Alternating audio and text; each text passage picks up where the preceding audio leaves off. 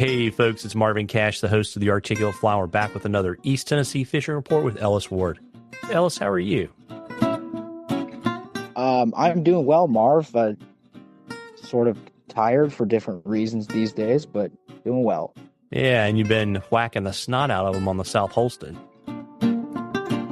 Yeah, it's been since Helene came and left. It's been running 3,000 CFS, which up to a certain point, with rivers getting big or creeks getting big, can everything starts to get faster. And and when you have rivers and creeks that kind of stay at a certain level. So tailwaters, for example, they just the stream bottom, the banks, everything sort of acclimates to whatever CFS, to whatever volume. So when you start pushing up to 2x, just for fishing purposes, you're kind of looking at, you're not taking shots at the bank. You're taking shots maybe in the same places, but the 4 or 5 feet of grass beyond the bank as you're drifting by, all of that's covered. So it becomes a little less direct. Things are, in certain ways, cushier. Like you have those soft edges that used to be 2 or 3 feet, and now they're, 5, 6, 7, 8 feet. And, um, in the South Holston, there's just big sections that are pretty flat and normally kind of slicked out and somewhat slow moving. And it's like the whole flat is moving at a clip. So, um, I personal preference is to take a different approach to that, um, and some of that, it's hard work. Been getting up at 5:30 or 6 and meeting anglers. Um, it's been a very busy last few weeks for me, so it's been good. And one of the reasons it's been good is that I have people on my boat that are cool to get up at 6 and go out and fish when it's 36 degrees, and get some of that low light and continue to, I want to say, be experimental, but I don't like to drink my own Kool-Aid. And when a river is doing something it doesn't normally do, and you you, you start to piece things together, um, it can be very productive fishing, and it has been. So really appreciate all the guys who have planned to be here. There's a lot of faith in travel time and money and people's uncertainty with the area after Helene, but um, getting away from all the serious talk, we've been pounding big fish, and it's been a lot of fun. Yeah. And so if you've got, water that far up, kind of quote the bank, are you, you've got that, what's now the shallow edge, are you kind of fishing that big drop? Is that kind of been the secret, or, kind of what's been the money shot? Yeah, good good question. I've had more confidence um in the zones that I wouldn't generally fish as hard, and the reasons, this is going to be like weed bed flats and areas that I know big fish are. I know where structure is. I know that there's reasonable depth.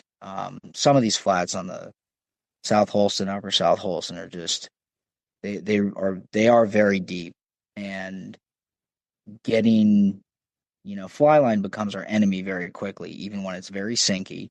It gets swept by current. It doesn't matter really what you're fishing. Something that is heavy enough to get down to where fish are holding in that type of water. If you're out in the middle, it's it's just really hard to do with the fly rod. So in those areas, I'm looking more towards the shallower areas where I know there's weed beds. I've moved fish before.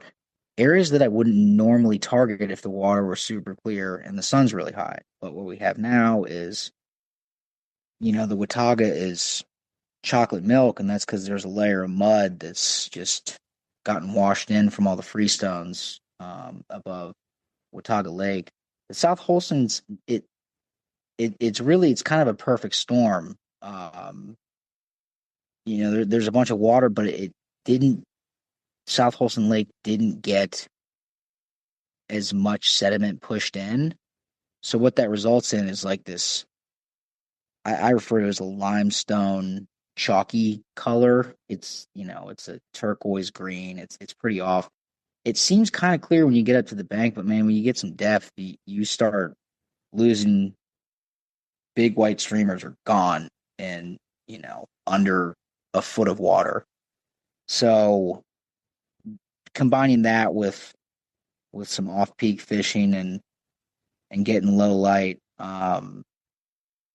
I've kind of been approaching it in the same places that I would be approaching mousing, and the same way that I would approach a lot of the areas on the Watauga that I fish in when it's very muddy. So sort of banking on those big fish having blinders on and not being as spooked since that clarity has dropped.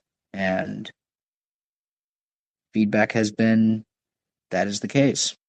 Well, there you go. Well, I got a question for you from Brenner, and sounds like it's a dry fly question. He wanted to get your thoughts on casting tips and gear options for fishing on windy days.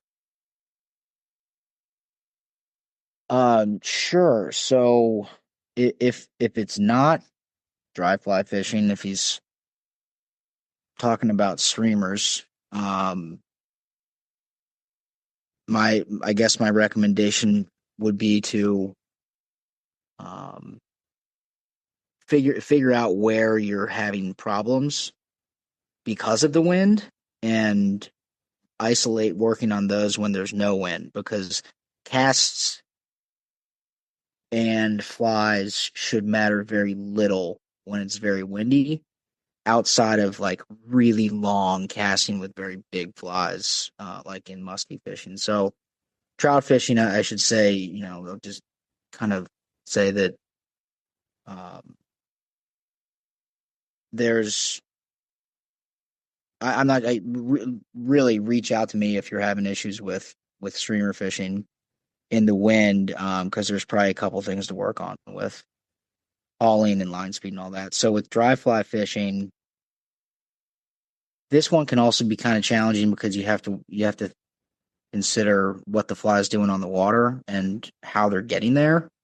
Um, what I mean by what they're doing on the water is if you have a very windy day and you're fishing a small CDC fly, it's going to get blown around on top of the water. So one way to mitigate that or eliminate it entirely is fish something that is kind of a half in, half out, um, with like a little foam pour on top, a parachute atom, something that is hanging in the water as opposed to floating on top of the water.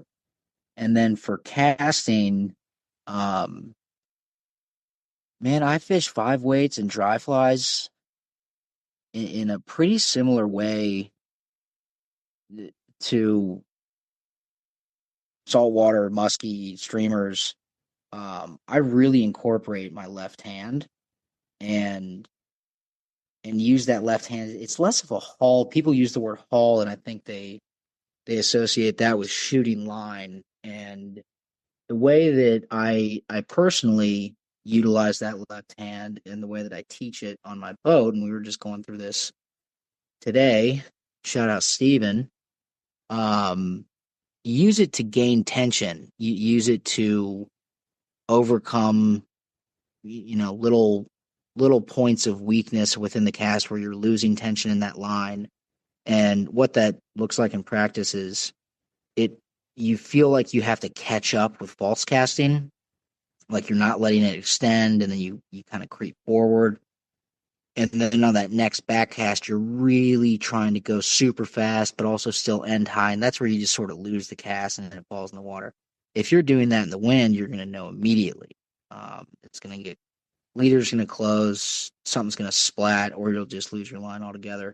So a way to get around that is working on your timing with your left hand and just really keeping that loop, keeping that tension, um, throughout the cast, and not just relying on the timing of the line extending itself.